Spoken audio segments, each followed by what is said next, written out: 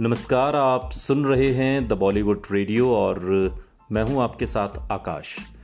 दोस्तों, ये किस्सा साल 1973 के दौर का है और बात हो रही है राजेश खन्ना की, लेकिन बात सलीम जावेद की भी होगी।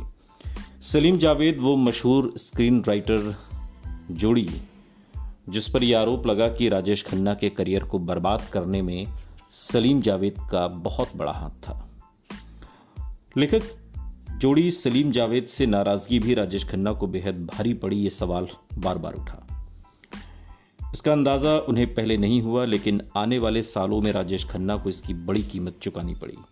सलीम जावेद उभरते हुए लेखक थे और राजेश खन्ना के साथ उनकी टीम भी बन गई थी, लेकिन अंदाज, हाथी मेरे साथी और बंधन जैसी हिट फिल्में देने के बाद ये जोड़ी भी राजेश खन्ना के साथ काम करने से कतराने लगी।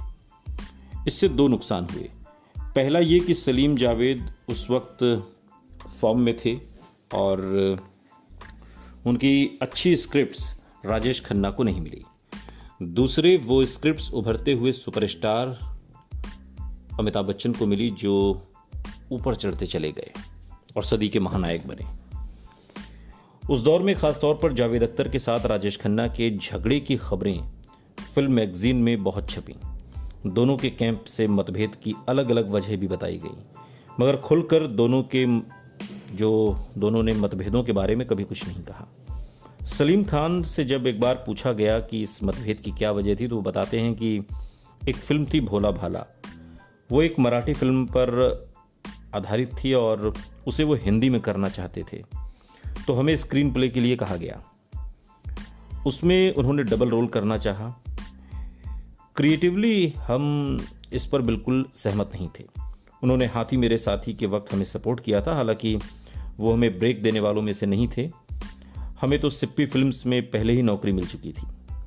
उसके बाद वो वहाँ आए फिल्म अंदाज में, मगर वो ये समझते हैं और समझते थे भी पहले भी कि इनको, यानी कि सलीम जावेद को मैंने ब्रेक दिया है, इनको मैंने सपोर्ट किया और ये मुझसे असहमत हो रहे हैं। ये बात राजेश खन्ना के लिए कही गई।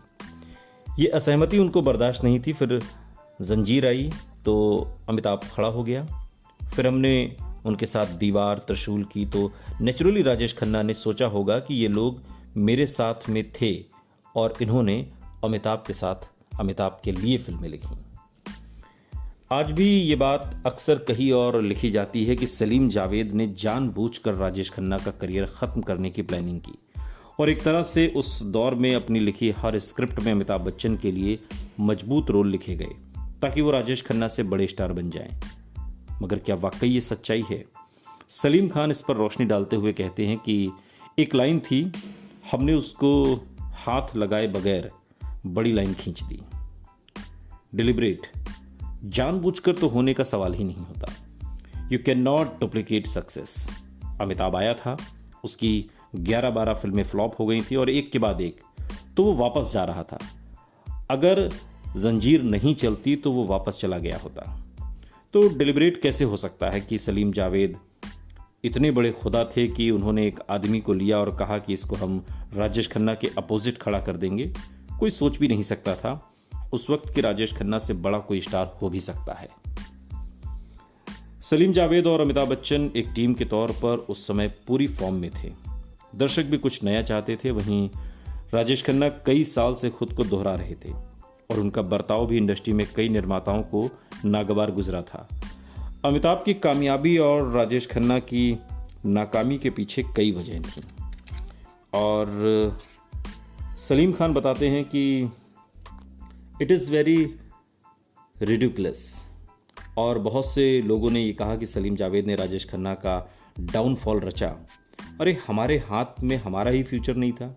हमारी कोई फिल्म चलती थी, कोई नहीं चलती थी, लेकिन हमारा एवरेज अच्छा था।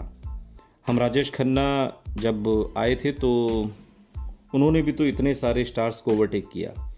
उस दौर के दूसरे स्टार्स राजेंद्र कुमार, सुनील दत्त को राजेश खन्ना ने डाउन कर दिया था। तो क्या वो किसी की स्कीम थी? उस दौर में सबको ऐसा लगता था कि राजेश खन्ना के अलावा किसी की फिल्म चल ही नहीं सकती थी और ये सच भी था कहीं ना कहीं। जाहिर है कि गॉसिप पत्रिकाओं या फिल्मी पार्टियों में ये बात मसालेदार लग सकती है कि राजेश खन्ना के खिलाफ साजिश रची गई, लेकिन तर्क की कसौटी पर समझा जाए तो उनके पतन के पीछे वजहें कई थीं। उनके ढलते दौर पर यह बात करते हुए एक युवा फैन ने उस समय फिल्म पत्रिका सुपर में कहा, ऐसा नहीं है कि वो हमें बुरे लगने लगे हैं, बस उनके दीवाने फैन सब आगे बढ़ गए हैं। इन सालों में एक नई पीढ़ी तैयार हो गई है। पुराने फैन सब बड़े हो चुके हैं, उनकी शादी हो चुकी है और नए फैन कुछ नया चाहते हैं। राजेश खन्ना ने अपने फैंस का ख्याल नहीं रखा। हर 5 साल में लोग बदलाव चाहते हैं और ये बदलाव अमिताभ बच्चन के रूप में सामने था। सुनते रहिए द बॉलीवुड रेडियो, सुनता है सारा इंडिया।